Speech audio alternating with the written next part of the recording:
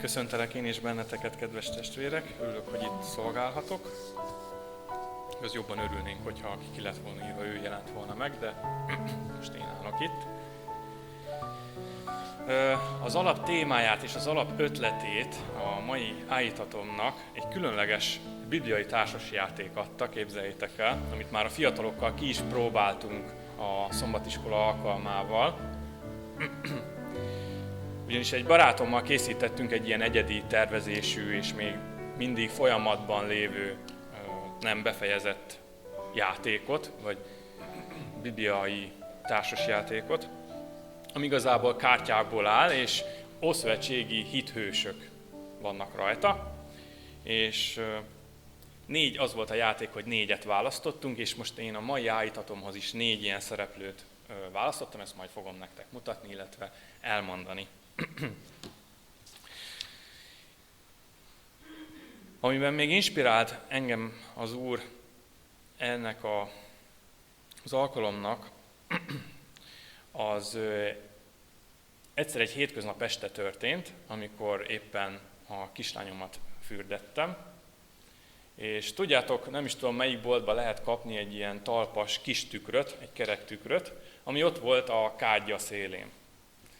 És képzeljétek, amikor egyszer nem figyeltem, akkor kezébe, ez még ugye még kisebb korában volt, talán egy fél évvel ezelőtt, és addig forgatta a kezében, hogy egyszer csak ez a tükör széttört ott a vízbe. És gondolhatjátok, azért megijedtem, mert lehetett volna nagyobb baleset is, vagy megvágja magát, vagy sötétbb, úgyhogy egyből ki kellett venni a kádból, meg összetakarítani utána pirinyó darabjait is akár a tükörnek. Tudjátok, milyen az, hogyha egy tükör eltörik, akkor vannak egészen éles, nagyobb darabjai is, de vannak egészen pici szemmel nem láthatók, amiket föl kell porszívózni, föl kell gyorsan törölni, mert azonnal beleléphetünk, és sérülést okozhat nekünk. És én azt gondolom, hogy a földi történelmünknek is egy ilyen esete történt meg egyszer. Amikor Isten megteremtett bennünket, akkor még tudásban és lélekben oly picik voltunk, mint az én kis cseppkém, és annyira tapasztalatlanok.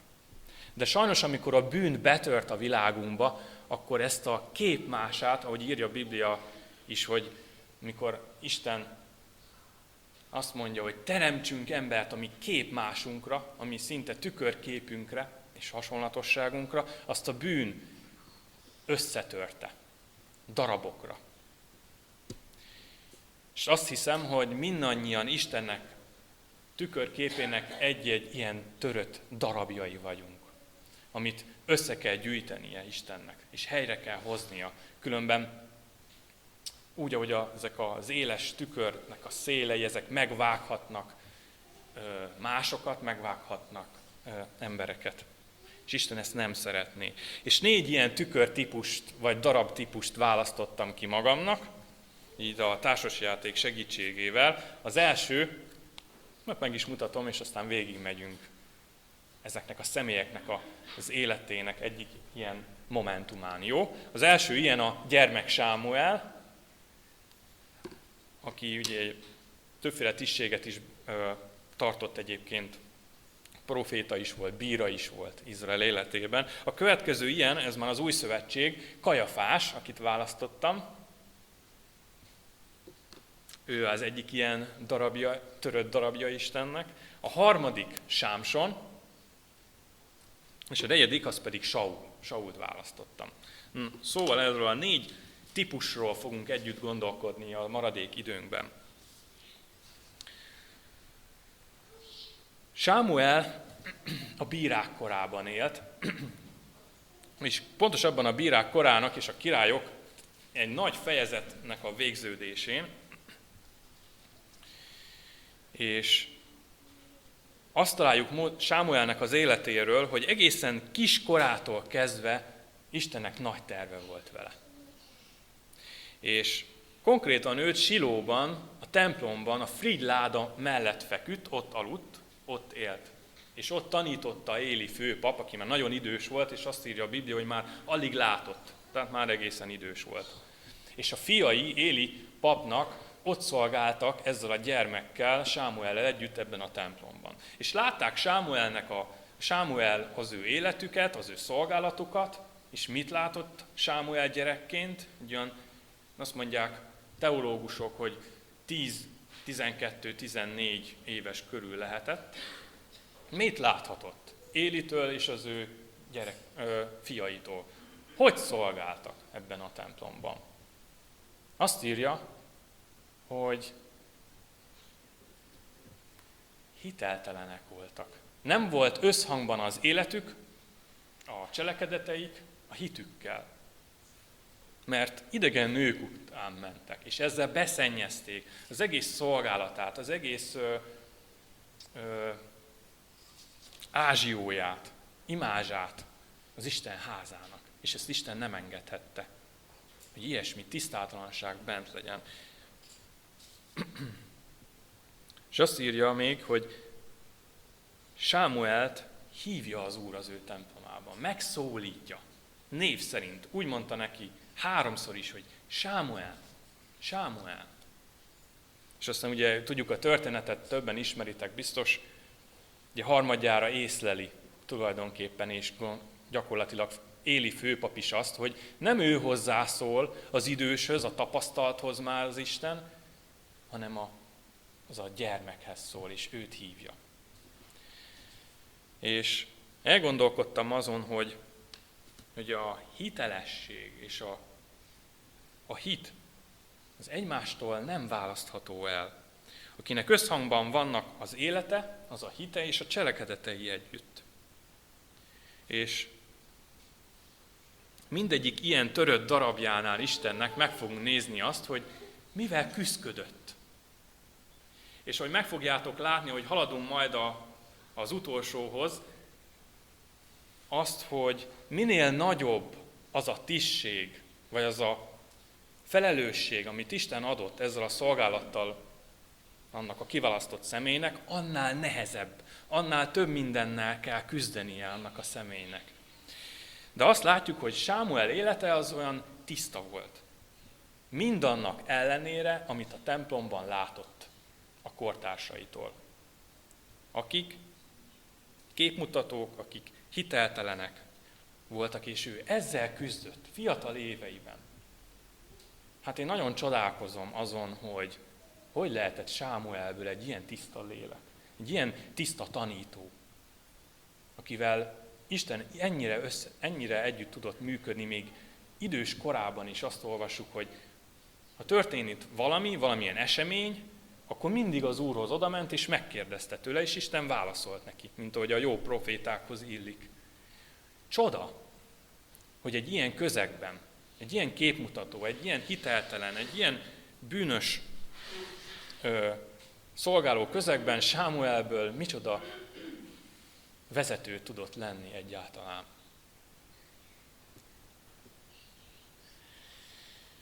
De azt is, ahogy az elején elmondtam, hogy Istennek törött darabjai vagyunk, Jézus Krisztus tükörképét hordozzuk, mindannyian magunkban. Bár igaz, hogy Ádám és Éva lehetett talán a legtökéletesebb, testileg, legszebben megalkotva. Kevesebb betegségük volt, kevesebb nyavajájuk, mint amivel nekünk kell küszködni fizikailag, lelkileg, mentálisan. És a társadalom sem volt még úgy, mint ahogy ott az Édenben. De mégis Jézus Krisztus tükörképét hordozta Sámuel abban, hogy hiteles ember tudott maradni a hiteltelen közeg ellenére. Ez hihetetlen. Hiszen ha megnéznénk a különböző helyzeteket, a politikát, a társadalmat, az élet több fajta területét, azt látjuk, hogy milyen nehéz. És mindannyian találunk valamit talán abból, hogy lehet, hogy mi vagyunk éppen azok, akik tanulhatunk Sámueltől, mint ahogy ő is egy törött darabja Istennek, de mégis valamilyen formában tükrözte Istent, olyan tisztán. Ahogy Jézus Krisztus is hiteles tudott lenni, amikor ezen a földön szolgált. Az is csoda lehetett ott a római nép között, ott a farizeusok, a szadduceusok között, akik állandóan rángatták, állandóan csak a kritikát. És mindig azt nézték, hogy mit tudjanak keresztbe tenni neki, hogy elítélhessék. Mert rettentően pályáztak rá, mert rátapintott sokszor a lényegre, és ahogy Sámuel is ezt tette. Menjünk akkor a következő ilyen törött darab típusunkra, Kajafás. Miért választottam Kajafást? Tanulhatunk valamit tőle? Lehet egyáltalán valamilyen példa, amit elvihetünk ma vele, az ő életéből? János evangéliuma 11. fejezetében látjuk azt a történetet, amiben Jézus még egy utolsó nagy csodát tesz, ha jól emlékeztek, Lázár támasztja föl, egy különleges céllal. És azt írja a Biblia, hogy sokan hittek benne, még a farizeusok, a vezetők közül is. És ott a 46. vers így kezdi. De némelyek azok közül elmennének a farizeusokhoz, és elbeszélék nékik, amiket Jézus cselekedett. Egybegyűjték azért a papi fejedelmek és farizeusok a főtanácsot, és mondának, mit cselekedjünk, mert az ember sok csodát művel. Ha ekképpen hagyjuk őt, mindenki hinni fog ő benne. És eljönnek majd a rómaiak, és elveszik tőlünk minden helyet, minden népet. Egy pedig ő közülük, Kajafás, aki főpap volt abban az esztendőben, mondta nekik, ti semmit sem tudtok. Meg sem gondoljátok, hogy jobb nekünk, hogy egy ember halljon meg a népért, és az egész nép el ne vesszen. Ezt pedig nem magától mondta, hanem mivel, hogy abban az esztendőben főpap volt, jövendőt mondott, hogy Jézus meg fog halni a népért. És nem csak a népért, hanem azért is, hogy az Istennek elszélett gyermekeit egybegyűjtse. Ama naptól azért azon tanakodtak, hogy őt megöljék. Tehát ebben a tanácskozásban Kajafás vezette ezt a beszélgetést, és kimondta tűpontosan azt, amit gyakorlatilag ugye az elbeszélő Jánosunk is megfogalmazott, hogy ez egy profécia volt valójában, kimondta. De Kajafás szerintem nem így gondolta ezt. Vagy mondhatnám azt is, hogy ő nem hitt eléggé a proféciában. Mivel küzdött ez a Kajafás? Itt türemkedik ki a legjobban, hogy mivel küzdünk mi is. A hitével. Ugyanis, ha megfigyeltétek, amit mondott, vagy amit tárgyaltak ott a tárgyaláson, azt mondta 51. versben, az 52-ben, rosszul mondtam, 48. vershez kell még visszamenjünk, azt mondják, ha ekképpen hagyjuk őt, mindenki hinni fog ő benne. És eljönnek majd a rómaiak, és elveszik tőlünk minden helyet, minden népet. Mit mondtak ki gyakorlatilag ezzel ők? Akik a hit tudósai voltak. Azt mondták ki, hogy ők nem hisznek, ők nem bíznak, ők félnek. Félnek a rómaiaktól, félnek attól, hogy mi lesz velük, ha elfogadják, akiről ugye az akkori korban a köznyelv szerint Jézust Krisztusnak, megváltónak, vagy messiásnak, akkor mi történik velük, ha ezt elfogadják? Nem volt elég bizodalmuk, nem volt elég hitük, és Kajafás zárta rövidre ezt a beszélgetést. Ő is megerősíti, hogy vesznie kell Jézusnak. Tehát inkább mi mivel küzdünk? Inkább azt tesszük, hogy inkább likvidáljuk Jézust a szívünkből, az életünkből, olyannyira, persze itt hagyjuk mellette, hogy itt legyen az életünkben, mint sem engedjük, hogy alakítson minket. hogy bízzunk benne, amikor tényleg olyan a szituáció, és tényleg a rómaiaknak az a bizonyos kardja mindig ott lebegett a zsidók fölött, ha jól megnézitek, és ha jobban belebújunk a történetben, mindig bántották a zsidókat. És ez a félelem ott volt bennük. Majdnem, hogy az anyák továbbadták a gyerekeiknek ezt a félelmet akkoriban. Tehát Kajafás képes volt az ő elégtelen hitével egy hamis proféciát kimondani. És sokszor ezt tesszük mi is. Hamissá tesszük Istennek a jövendőlését, az ígéreteit, amit a Bibliában megírt. Kajafás ezzel küzdött, pedig ő volt a főpap.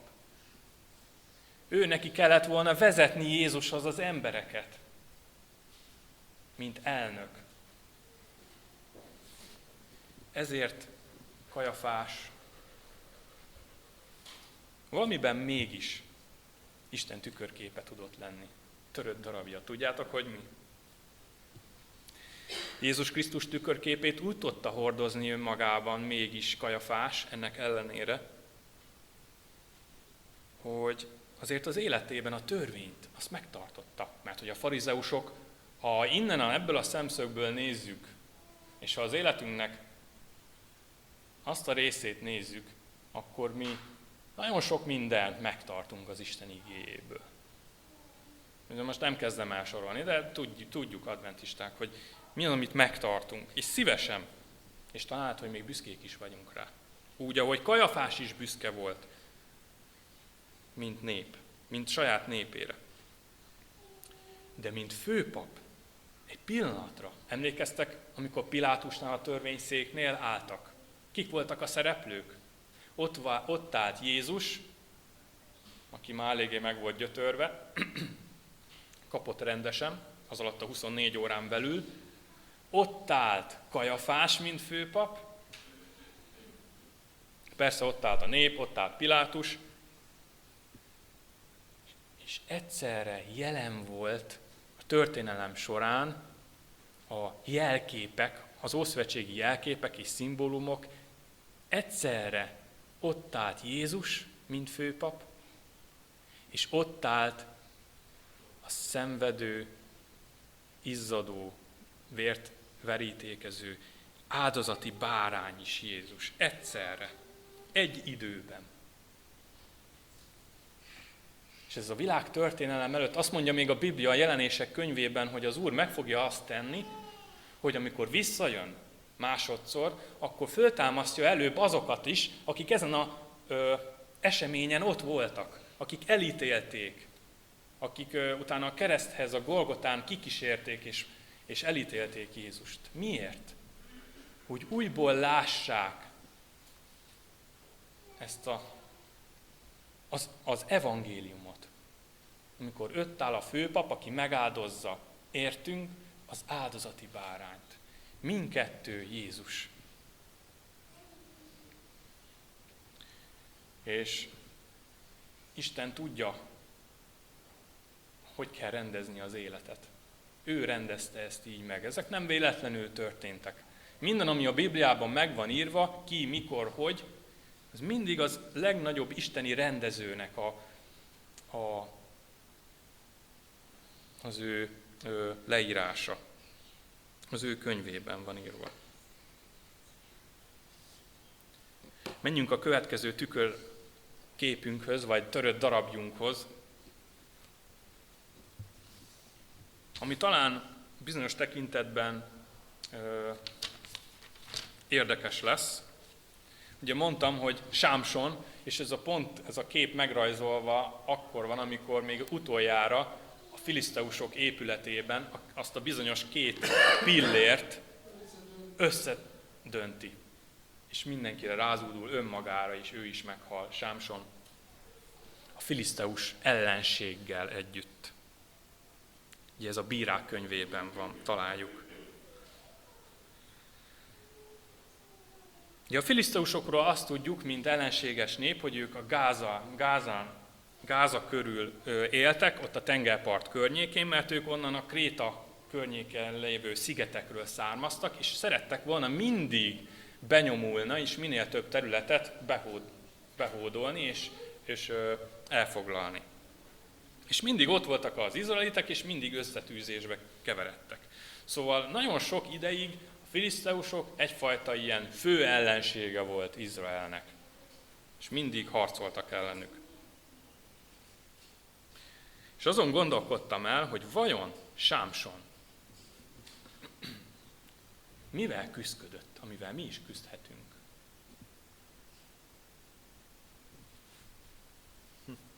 Hiszen, hogyha jobban megnézitek Sámson életét, akkor azt látjuk, hogy az egész családja odaáldozta szent szolgálatra Sámson. Tehát ilyen nagyon szuperlatívoszokban beszélhetnénk Sámsonról, aki nazireus volt, és az azt jelentette,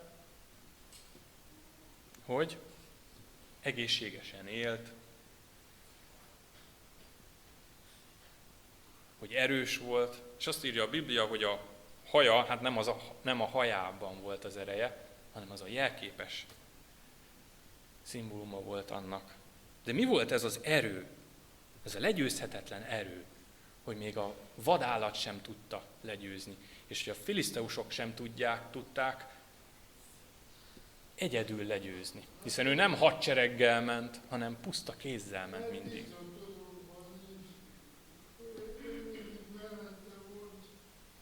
Így van. Igen, ez nagyon fontos, hogy írja a Biblia azt, hogy a lélek az felindította, vagy Sámsonnal volt. Úgy, ahogy Jézusról is az evangéliumok azt írják, hogy a lélek vele volt. Ugye, hogy rászállt galambform formájában, stb. De sokat gondolkoztam ezen.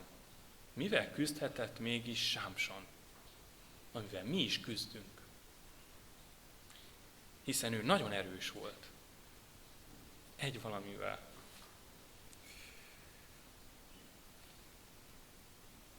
Most a tapasztaltabbak, akik a Bibliát több ideje ismerik, azt mondanák, hát a nőkkel. Nem tudta megtartóztatni magát. Akkor a szülei szánták egy jó családot nekik, ugyanabból a nemzetből, de neki nem. Ő azt mondta, engedetlen volt, és azt mondta, hogy ő neki vonzódik azokhoz a nőkhöz, akik a másik népből vannak, a filiszteusok közül mondjuk. Én onnan akarok, anyám, feleséget magamnak. De valójában emellett több mélység rejlik. Ezt szeretném megvilágítani. Sámson mivel küzdött? Volt egy gyenge pontja. Mi volt a gyenge pontja? Látszólag a haja. Hogyha levágták a haját, ugye el is árulja Delilának, ha levágják a haját, akkor elmegy az ereje. Igen, de milyen erő. Tudjátok, hogy mi? Mi az az egyetlen olyan dolog, amit ki lehet használni, amikor valaki, mondjuk egy fiú meg egy lány találkozik, és egymásba szeretnek, és megszeretik, és megkedvelik egymást, és már egy ideje együtt vannak. Mit tud kihasználni a másik fél?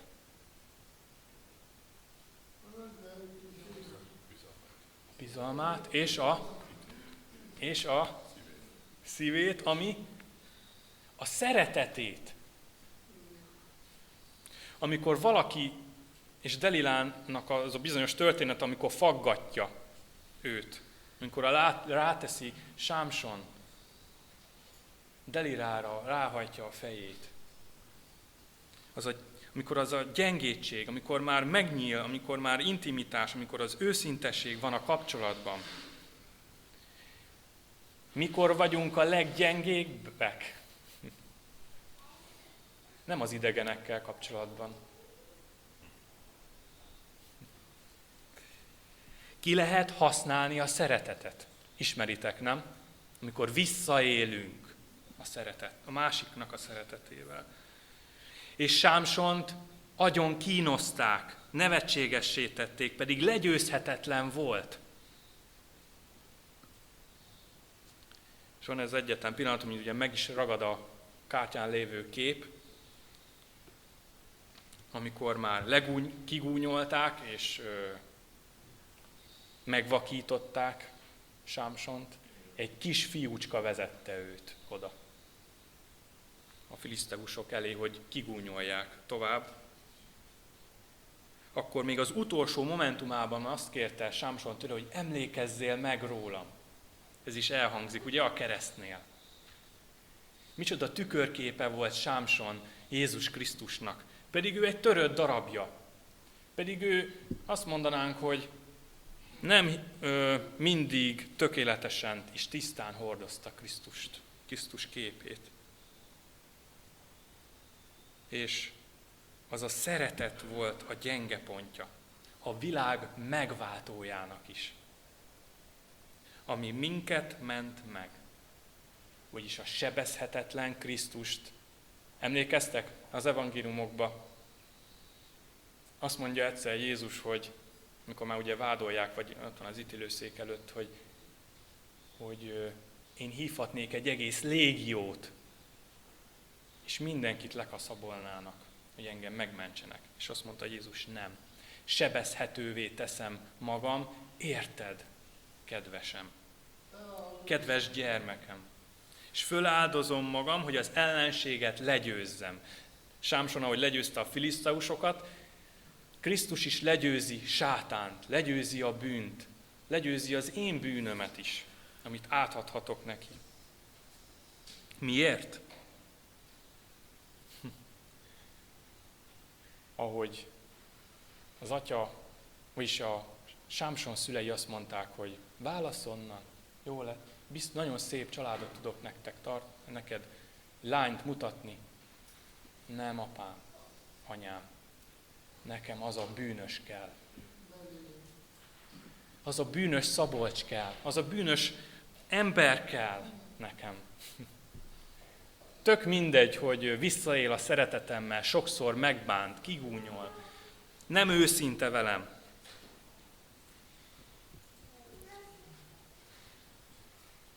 Ez a tükörképe Krisztusnak.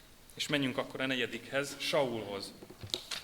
Saul nagyon érdekes forma, így a végére.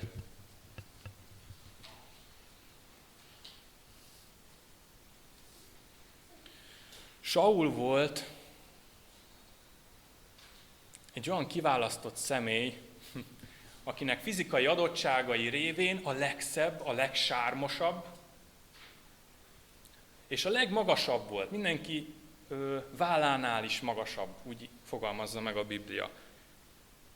És Saulnak olyan különleges értékei voltak, mint ami nekünk is van, amivel Isten megajándékozott.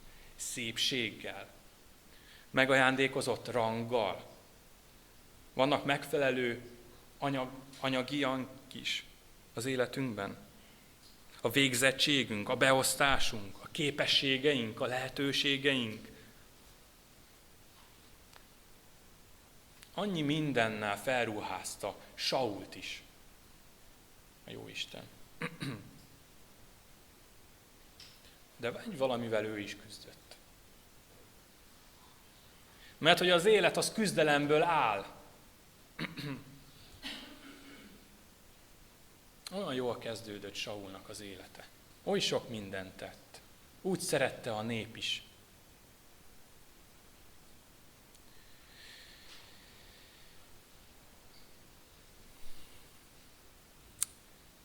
Volt egy valami mégis az ő életében, hogy ő erre büszke lett.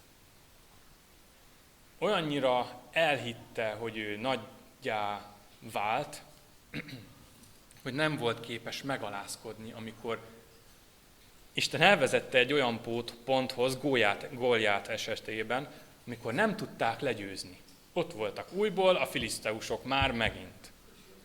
Sátán megint, ugye, sokszor az életünkben, megint ott van. Jól mennek a dolgaink, és egyszer csak megint ott van egy Góliát. Na, Saul.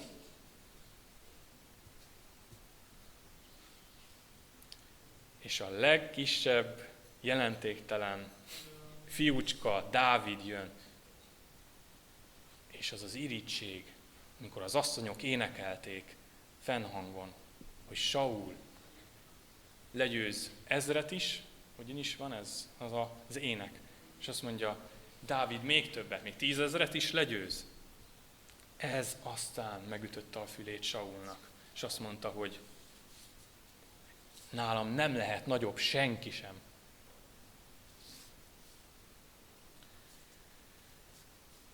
Amikor Krisztus az életünkbe jön, akkor nagyon sok mindennel felruház bennünket, ahogy Sault is felruházta, szépséggel, stb. De amikor ott a helyzet, hogy az énünket föl kéne adni, akkor arra nem vagyunk képesek. Ezzel küzdött, saját magával küzdött Saul.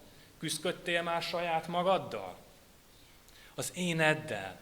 Ez nem akaródzik összejönni, Uram. Már megint így beszéltem, már megint elhanyagoltam ezt meg azt. Most csak mondtam egy-két példát. Akkor jönne a Dávid az életembe, vagyis Krisztus az életembe, és akkor most melyik a király, melyik az úr? Tehát a kérdés csak ez. Amikor Jézus Krisztussal találkozunk, kész vagyunk-e átadni a trónunkat, a királyságunkat neki, önként, mert én nem tudom legyőzni az ellenséget. Tudjátok, az Isten templomában nem én ülök, hanem az Isten ül.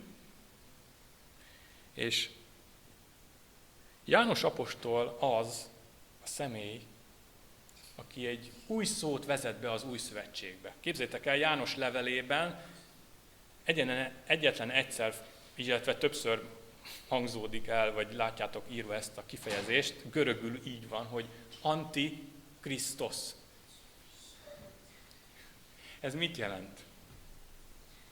Ugye sokszor mi arra gondolunk, profétikusan nézve, a proféciák, a végidők eseményei alapján, hogy az majd egy jövő érkező személy, aki gonosz, és Krisztus ellen van.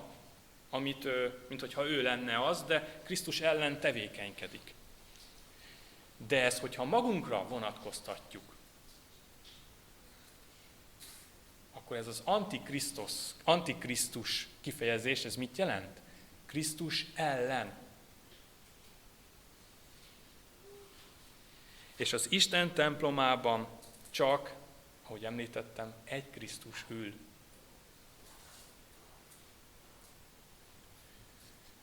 És mi mindannyian, amikor ezzel küzdködünk, ahogy Saul is küzdködött, akkor mindannyian antikrisztusok vagyunk. Mert Krisztus ellen harcolunk. Ahogy Sátán is a végidőben Krisztus ellen fog harcolni. Ezt Krisztus látja az életünkben. Te, gyermekem, most, nagyon furcsa ezt kimondani, de te most egy antikrisztus vagy. Krisztus ellen vagy. Ahogy Dávid kontra Saul, ahogy Krisztus kontra én, ahogy Krisztus kontra antikrisztus. De van egy dicső lezárása mindennek, a tükörképes eseménynek. Tudjátok, írja a Biblia, hogy tükör által homályosan látunk. És a régi időkben, ha jól tudom, azért nem voltak olyan tiszta üvegek, olyan homályosak voltak. És, hogy említettem, hogy vannak ilyen kis darabok is, Istennek ilyen törött darabjai, amely lehetek én is, egy kis darab, amiben én nagyon icurka-picurka nagyítót kell vegyek, és akkor esetleg látok egy darabot, egy részét Krisztus képének talán bennem. És ezt akarja benned és bennem Isten kirajzolni. És nézzétek meg a lezárást. Jelenések 15. fejezeténél találunk egy tükröt. Jelenések 15. rész, 2. verse. és láték úgy, mint üvegtenger tűzzel elegyítve, és azokat, akik diadalmasok a fenevadon, és az ő képén, és bélyegén, és az ő nevének számán, láttam állani az üvegtenger mellett, akik kezében voltak az Istennek hárfái. És sokat gondolkoztam ezen, hogy vajon ez szó szerint kell érteni ezt az üvegtengert, vagy nem, vagy akár mindkettő. És arra jöttem rá, én magam, ez az én gondolkodásom vagy véleményem, hogy Isten, amikor megszabadít, és ha azok között lehetünk, ahol a báránnyal együtt ott állnak az üvegtengernél, a menny felé haladva, akkor Isten még utoljára egy tükörhöz odavisz téged meg engem kézen fogva. És akkor belenézhetünk ebbe az üvegtengerbe is. Mit látunk? Mit látunk? Magunkat.